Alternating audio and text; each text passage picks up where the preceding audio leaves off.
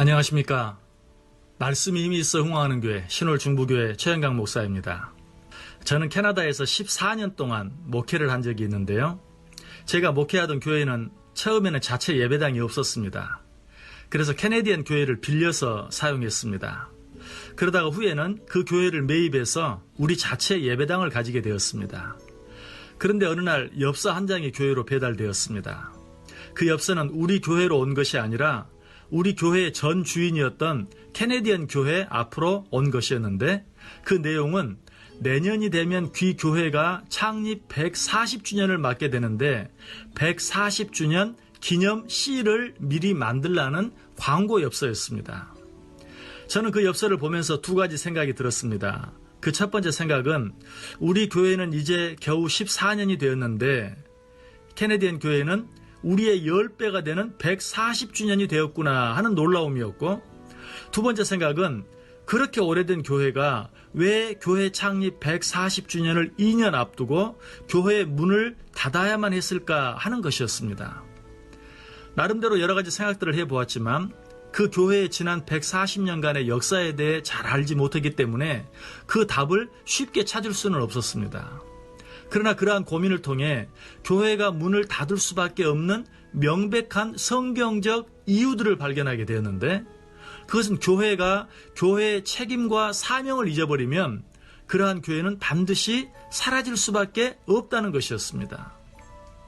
그렇다면 교회의 핵심은 무엇입니까? 그것은 복음입니다. 복음은 도대체 무엇입니까?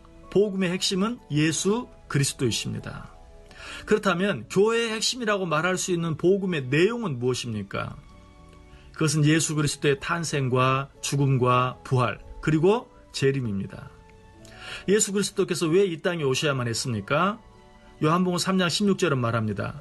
하나님이 세상을 이처럼 사랑하사 독생자를 주셨으니 이는 그를 믿는 자마다 멸망하지 않고 영생을 얻게 하려 하심이라. 예수 그리스도께서는 왜 죽으셔야만 했습니까? 그것은 죽음이 아니면 도무지 해결될 수 없는 우리의 죄 때문이었습니다. 이사야 53장 6절이 말하죠. 우리는 다 양 같아서 그릇 행하여 각기 제 길로 갔거늘 여호와께서는 우리 모두의 죄악을 그에게 담당시키셨도다. 예수 그리스도께서는 우리의 모든 죄를 대속해 주시기 위해서 십자가에서 죽으신 것입니다. 그가 십자가상에서 운명하시기 직전에 뭐라고 외치셨습니까? 다 이루었다. 뭘 다 이루셨다는 것입니까? 우리의 죄값을 다 치르셨다는 것입니다. 그러므로 우리의 죄를 용서하시기 위해 하나밖에 없는 아들까지 내어주신 하나님께서는 오직 한 가지만 보십니다. 우리의 죄를 위해 십자가에 달려 죽어주신 예수님을 믿는가 믿지 않는가.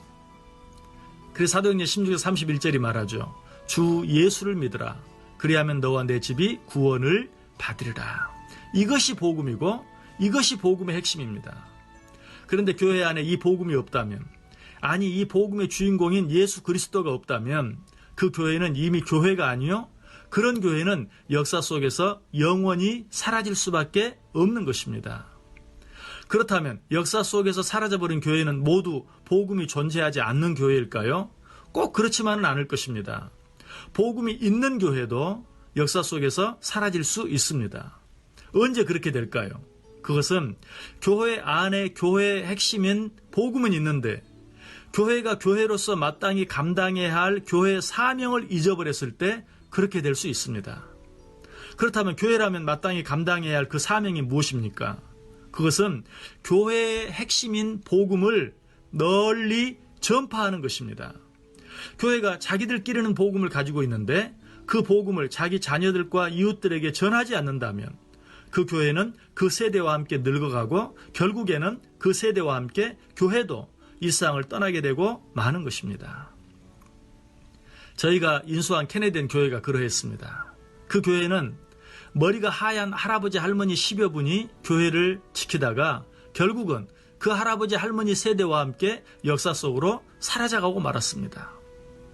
교회의 사명은 교회의 핵심인 복음을 간직하는 것과 더불어 그 복음을 아직도 예수 그리스도를 알지 못하는 사람들에게 전하는 것입니다. 이것 외에 그리스도인 된 우리와 그리스도인 된 우리들이 모여있는 교회가 해야 할 다른 어떤 일도 없습니다.